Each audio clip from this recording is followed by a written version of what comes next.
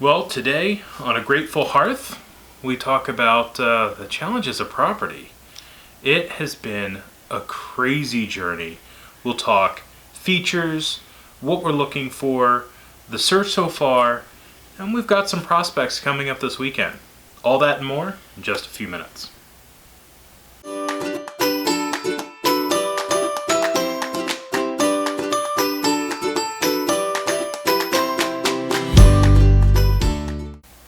So we've been looking for somewhere that is actually more homesteady than this.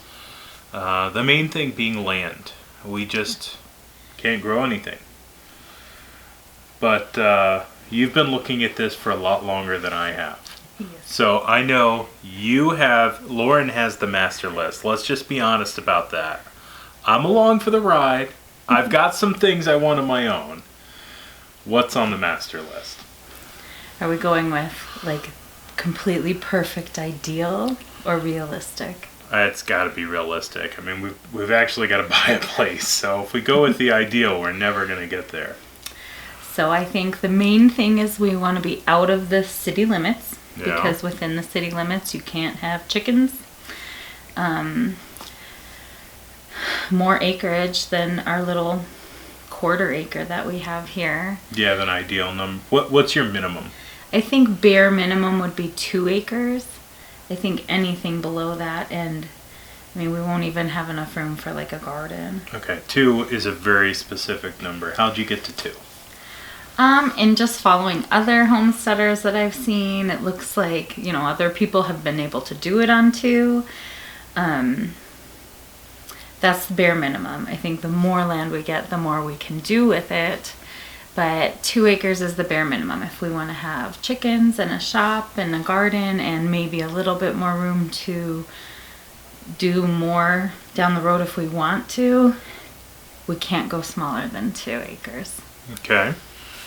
I kind of feel like if we're going to make the move, moving our family is so disruptive. And when we moved into this house, homesteading wasn't even a thought in our minds, right? It was just about more space, and we only had 2 kids instead of 3. Now we've got more stuff. We've got stuff in the storage downstairs. We've got 3 kids instead of 2. Then that comes with its own stuff. But at the same time, if we're going to do that, if we're going to move our family, I kind of feel like we need to jump to at least like that 5-acre place where you've got enough land that you can do some of the gardening and chickens. But when you start getting into things like, I don't know, a cow or maybe adding a pig later,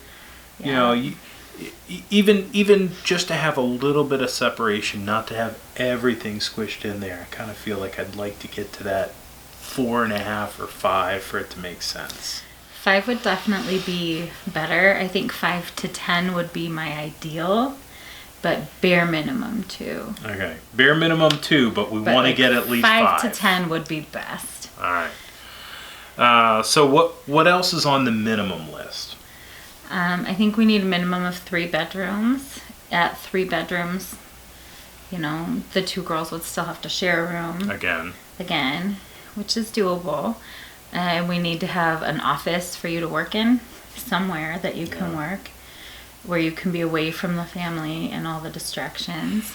It would be nice if I could walk away from work, but I don't think that's in the cards for a while, right? It's going to be definitely not work during the day and chickens in the morning or cow in the morning, whatever we've got going on, and then the family in the night, and that's actually what we're looking forward to, really. Yeah, that would be nice. So 3 beds plus an office, that puts us at like 4 bedrooms or some common space. Something. Basement that we can finish ourselves. Something. We need a place to homeschool. We don't need a dedicated homeschool classroom, but we at least need somewhere where the kids can do their school, even if it's a large dining room or something. So is having dedicated space for desks important, or could we just use the kitchen table if we had to shrink down a little bit? We could just use the kitchen table if we needed to. I like having the dedicated homeschool room, but it's a perk. It's not necessary. And I think we're learning in the search for a house that we're not going to get everything we want. We're going to have to be willing to bend on some things. So we need somewhere for them to do their school. It doesn't necessarily have to be its own room. I think a decent kitchen is a must if we're going to be making all of our own food. Okay.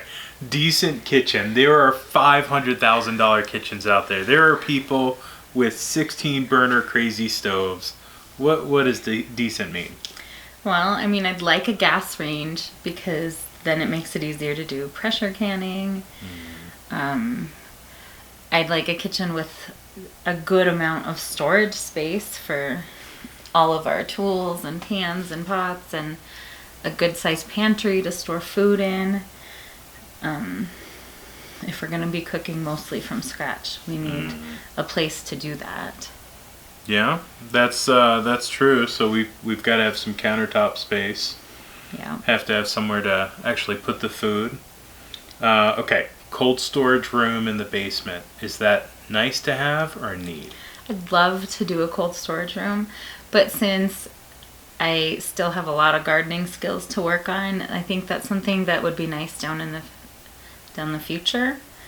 It'd be nice to have one, but it's not a must. Not a must. All right. 3 beds. 3 beds. Office. Have to have some space for homeschool. Yep. Nice kitchen. Ideally, we'd like to get a gas stove. You know, nice. Let's downgrade nice to decent. Decent kitchen. Yep.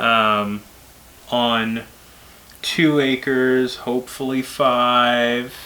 And the more the better after that.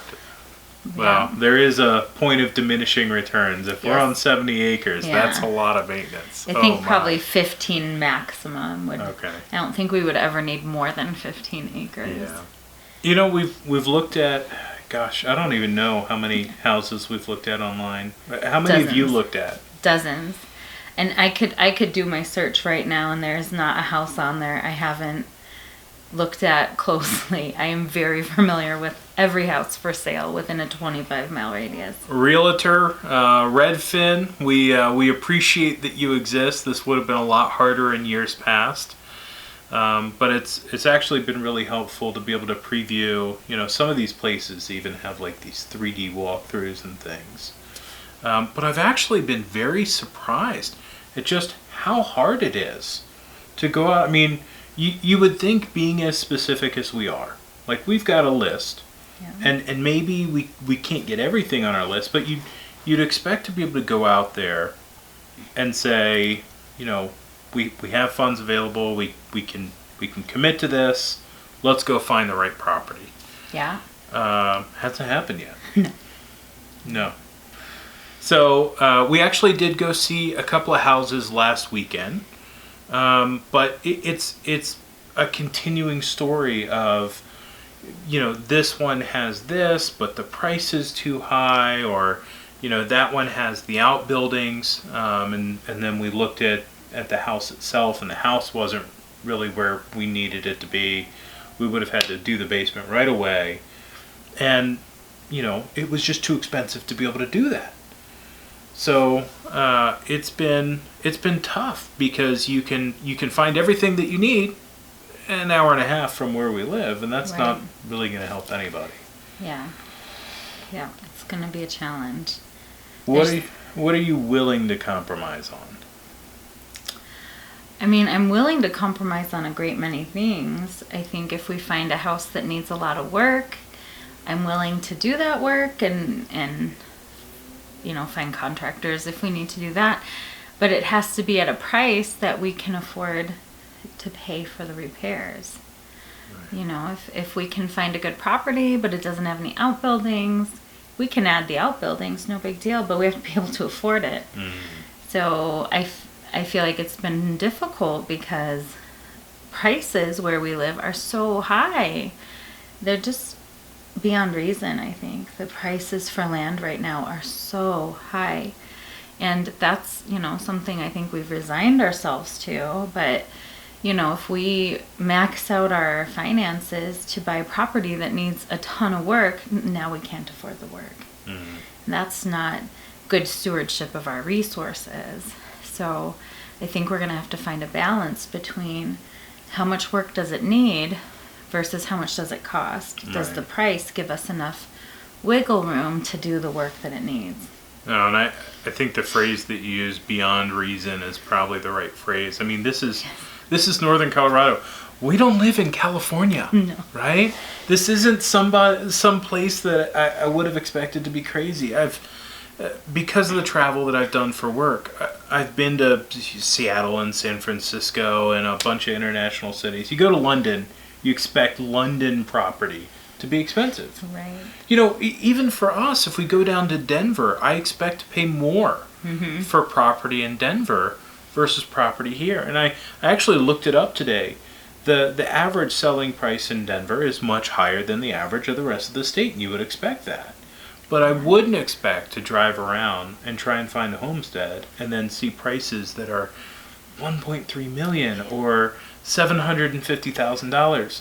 We're talking properties out there that we've seen just this week that are $19,000 an acre, $25,000 an acre, $30,000 an acre, and this is without a house. That's crazy money. Yeah, I don't know how people are affording all these properties, but we certainly can't. And while maybe we could make a mortgage that big work, all our money would be going into that mortgage, and we don't want to be beholden to our mortgage payment every month. We want to have some financial freedom to be generous and to build the things we want to build and be comfortable. So it's going to be a long process, I think, of finding a property within our budget that has at least some of what we want and gives us enough wiggle room to do the other things we want. Yeah. So as we're going into this weekend, we've got another property we're going to go look at. Yes, we do. And the scale is tipping a little bit. Yes. Last weekend, whereas these properties have most of the things that we think we're going to need. And this weekend is more... it would be an adventure. It would be an adventure. All right. So we've thought about this. It may be more than we can chew. Mm-hmm. We'll have to figure that out. Obviously, you have no idea until you actually go on a property and you really kind of eyeball it. What are some of the things that you'd be willing to do as projects, and some of the things that you're a little bit more wary of? Well, the thing I'm most wary about with this house is that it's clearly a fixer-upper. Mm-hmm. It's got obvious water damage. We don't know how extensive it is until we go and look at it. It's clearly half finished in some places. I feel like maybe the previous owners started ripping stuff out and then decided not to do the projects. And it's just a house on land. There's no garage, there's no outbuildings, there's no fencing, there's nothing, there's not even a tree. So those are things I'm wary about. All right. That's all downside. What's the upside? The price. Yeah. The price. It's priced within a reasonable budget. I think we could probably get it for lower than what they're asking. But it's going to be this game of balancing how much does it cost versus how much is it going to cost to fix it. You know, if it's going to cost too much to fix it and we can't get the price down enough, it's not going to be worth our time and money. When I think about projects, I mean, at this point, we've done several basements ourselves. My current office is completely built by me with some friends. Yeah. The outbuildings I'm not worried about, right? We can go get a barn, we can get a garage, we can talk about whether it makes sense to do a DIY or, you know, have somebody come put it up for us. But I am a little bit more cautious about how much we take on in the house.